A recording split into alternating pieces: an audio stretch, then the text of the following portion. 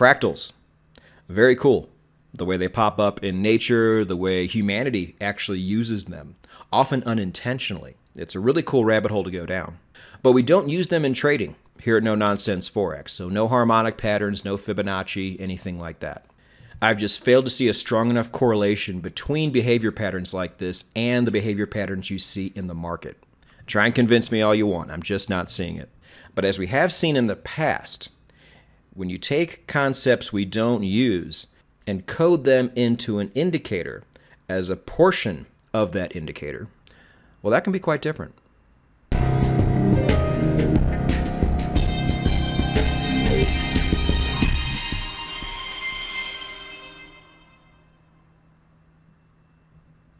Happy Wednesday, traders. It is the Indicator Profile Series. This is VP, and the Polarized Fractal Efficiency is on the menu today. Really interesting in a lot of ways. I'm not going to go over the fractal end of it too much here. I'll check the blog for things like that, of course. But let's go ahead and dive into things. Now, if you're new, welcome to the #1 indicator channel in all of YouTube. It's always been that way. It will always be that way. But you're not going to really know what we're talking about, and that's not great for learning. So what you need to do is go to nononsenseforex.com, read that first page, watch the first video, and get caught up. It's going to take you time to catch up with us, but the things you're going to learn along the way, you can literally take with you for the rest of your life. And I would say that's worth it, right? But for those of us who are caught up, let's go ahead and get into the specs here. The year on the PFE is going to be 2008, well within the 1996 non-threshold we like to see here at the channel. Type is going to be a confirmation indicator. This is going to be another zero cross. We've done quite a few of those lately. And as far as exit indicators go, I don't love it. You can always try it, but just personally, I haven't even tested this myself. This is one of those indicators I've never seen before, but personally, I would say you could probably skip this part. So let's go ahead and take a look at it. There's not a whole lot to really break down if you're unfamiliar. What we do with zero cross indicators is you have this zero cross line right here, the yellow, and then when this line crosses and closes above it, that's your signal to go long. And then conversely, when it does the opposite, that is your signal to go short. Obviously, on the default version here, you're going to see a number of failed trades, but that is where tweaking the settings and the rest of your algorithm comes in. Really nothing to discuss beyond that. We can go ahead and get right into the results. Before we do that, understand, never get too excited over great results. Never get too let down over poor results that you see with these indicators.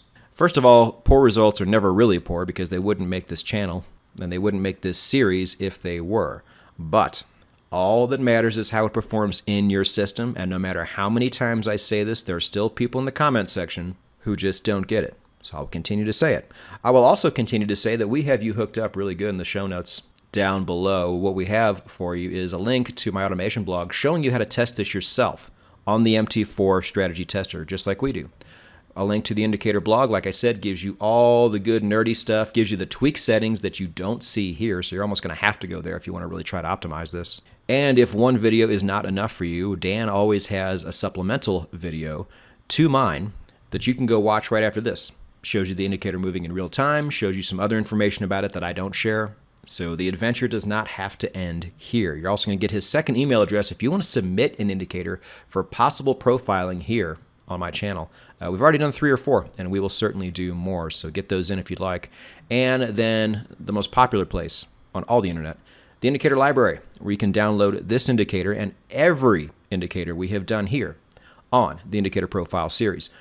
Moving on to the results, we will start with the EURUSD, and we are off to a very good start.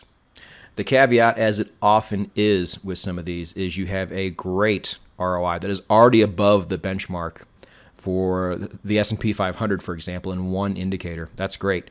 Great win-loss ratio as well, but only 12 trades.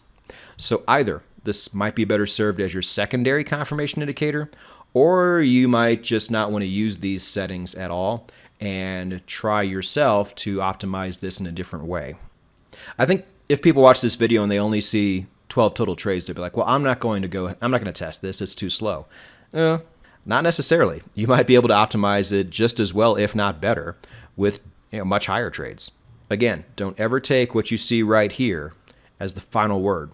This is just the best we were able to come up with in a fairly short amount of time. Moving on to gold. Great. We have not seen results like this in a while, especially on the daily, and we're getting that now. Again, a lower amount of trades, but again, doesn't always have to be that way. Let's say your perfect amount of trades is 35, and you can get this ROI to maybe 30, 31%. Is that not worth doing? Of course it's worth doing. This is my big lesson takeaway for the week, because I don't know this for sure, but I think there are some of you who look at this and like, too slow, I can't use it. Nonsense. Get to testing, get to optimizing. You can absolutely produce different, if not better results. So let's see if we can keep this train rolling over at the S&P, and we can. Again, higher trades this time. Good win-loss ratio. 10% on the S&P is really good, traders. And then you're getting even better of it down below on the 4-hour, as we've seen on the S&P 500 for the last few months. This is testing out to be a very strong confirmation indicator, and we haven't even gotten to Bitcoin. So let's go to Bitcoin. So stronger than we've seen recently, for sure. We're getting really close to 30 here, and that's just not something we've been able to do a lot recently. So that is impressive. Not really impressive down here. And I know in the past we've shown some indicators in the 30 to 40% range in the past, but not recently. And market conditions matter. I wonder if we ran some of those 30 to 40% indicators back now, what they would look like. Would that number go down or would that number stay the same? I'm really looking at these things relative to what the market's doing, and this is really, really good. Solid amount of trades too. So it just goes to show, even if you use concepts that we don't use here, we don't really approve of here, if you code it into an indicator in tandem and in harmony with other things, that might just be where these concepts are best used. Again, it's all subjective, but the results are right here in front of you. And we show no signs of stopping, traders. The Indicator Profile Series every Wednesday, the Trading Psychology Podcast every Monday, the single most important thing we do. Indicators and technical analysis are no good if you're just going to screw up your trading anyway because you're making dumb mistakes. That's where that podcast comes in. We have a blog every Thursday, not every Thursday, some Thursdays, and the 10-Minute Contrarian Investing podcast every Saturday. I think that's worth a like. I think that's worth a subscribe. I think that's worth hitting the bell. Please support the channel by doing all three of those things, and go get it.